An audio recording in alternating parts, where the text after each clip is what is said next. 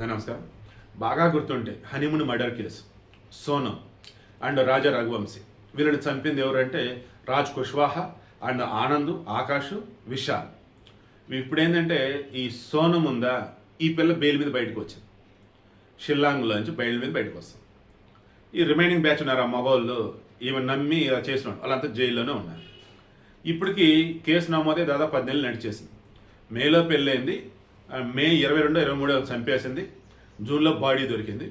ఉత్తరప్రదేశ్లో ఈమె అరెస్ట్ అయింది. ఇక ఆ తర్వాత షిల్లాంగ్ కాబట్టి అక్కడ పట్టుకెళ్ళారు, మేఘాలయ కాబట్టి అక్కడ మొత్తం ఇంక చేసుకుంటూ చూస్తూ ఉన్నప్పుడు అసలు బెయిల్ అనేది ఇవ్వద్దు అన్నట్టుగా ఉన్నారు 2 రోజులు. అకస్మాత్తుగా బెయిల్ ఎలా వచ్చింది తెలుసా మీకు?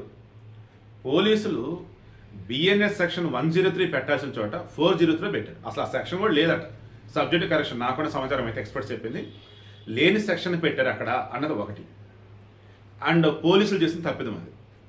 ఇంకోటి, ఆమె లాయర్ని కలవటానికి కూడా వీళ్ళు పోలీసులు కావచ్చు, జైలుకి కావచ్చు అనుమతించలేదట.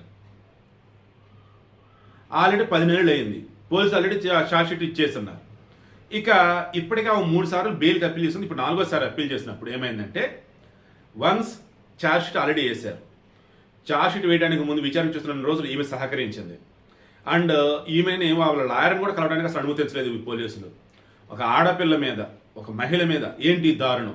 రాజ్యాంగం వచ్చేసి స్వేచ్ఛ ఇచ్చింది, కోర్టులు వచ్చేసి వాళ్ళకి చాలా హక్కులు ఇచ్చింది అంటూ ఆమె తరఫున లాయర్ కొంచెం గట్టిగా వాదించాడు.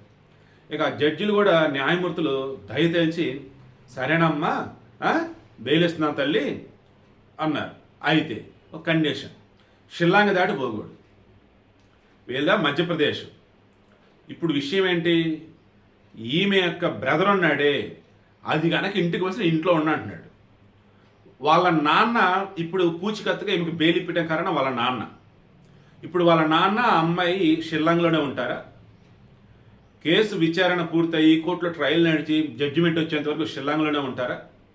అది మేబీ వాళ్ళ లాయర్ మరలా కోర్టుకి అప్రోచ్ అయ్యి, మాకు షిల్లాంగ్లో ఎవరూ తెలీదు, మా దగ్గర అంత డబ్బు లేదు, మేము ఇక్కడ ఉండలేము అని అంటే మరలా జడ్జిలు మహానుభావులు, దయార్థ హృదయాలు, ఓకే అమ్మా వెళ్ళమ్మా మీ పుట్టింటికి వెళ్ళి ఉండమ్మా అంటారు. అప్పుడు వాళ్ళ బ్రదర్ ఎవరైతే ఉన్నాడో వాడు వచ్చి బయట ఆడక్కడ ఉంటానా అంటాడు. ఎందుకు? ఇంట్లో అది ఉంది కదా అండి. సో వీడియో మొత్తం మీద చెప్పేది ఏంటంటే, మన భారతదేశంలో చంపిన వాళ్ళు బిందాస్గా బయట తిరుగుతున్నారు. ఆ చనిపోయిన వ్యక్తి కుటుంబ సభ్యులు ఉన్నారే అల్లల్లాడిపోతున్నారు. ఎందుకు? ఇంట్లో మనిషి చనిపోయాడు, మనిషిని చంపిన బెయిల్ మీద బయట తిరుగుతున్నారు.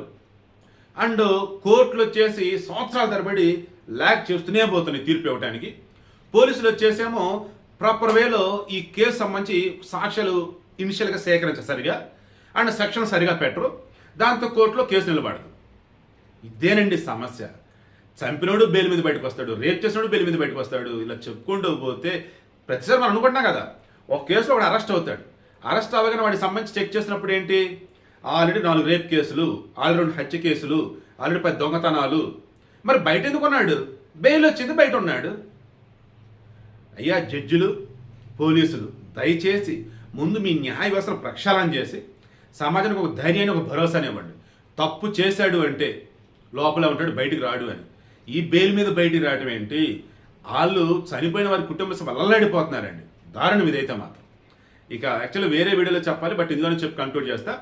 కొద్ది రోజుల క్రితం మా రాజా మరలా వచ్చాడంటూ చాలా ఆనందపడ్డారు రాజా రఘువంశీ కుటుంబ సభ్యులు. ఎందుకంటే అతను చనిపోయింది శుక్లపక్షం అంటారు, అంటే పౌర్ణమి గడియలు అన్నట్టు 11వ రోజు, ఏకాదశి రోజు మధ్యాహ్నం అరౌండ్ 2:42 ఆ సమయంలో అతను చనిపోయినాడు. 2:40 ఇక్కడ అదే గడియలలో ఏకాదశి శుక్లపక్షం రోజే 2:42కి కోయిన్సిడెన్స్ అంటారు అనుకుంటా, ఒక పిల్లడు పుట్టారు. ఎవరు? రాజా రఘువంశీ వాళ్ళ అన్న సచిన్. ఆ సచిన్ కింద పిల్లడు పుట్టారు. కామాఖ్య దేవాలయంలో కూడా ఉన్నటువంటి పూజారి చెప్పారట, మీ ఇంట మరలా రఘువంశీ పుడతాడమ్మా, రాజా పుడతాడమ్మా అని చెప్పేసి. సో రాజా అని పిల్లోడిని పలకగానే, పిల్లోడిని పిలవగానే ఆ పిల్లోడు నవ్వుతూ పలికాడు. సో రాజా ఆల్రెడీ పుట్టాడు, సోనం ఆల్రెడీ బెయిల్ మీద బయటకు వచ్చింది. ఈ కేసు ఇన్వాల్వ్ అయిన మిగతా మొగోళ్ళు మొత్తం జైల్లోనే ఉన్నారు.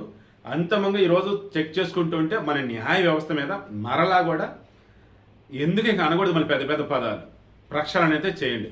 చంపిన వాళ్ళు బెయిల్ మీద బయట తిరుగుతూ ఉంటే ఆ చనిపోయిన వాడి కుటుంబ సభ్యులు అల్లలాడిపోతున్నారు.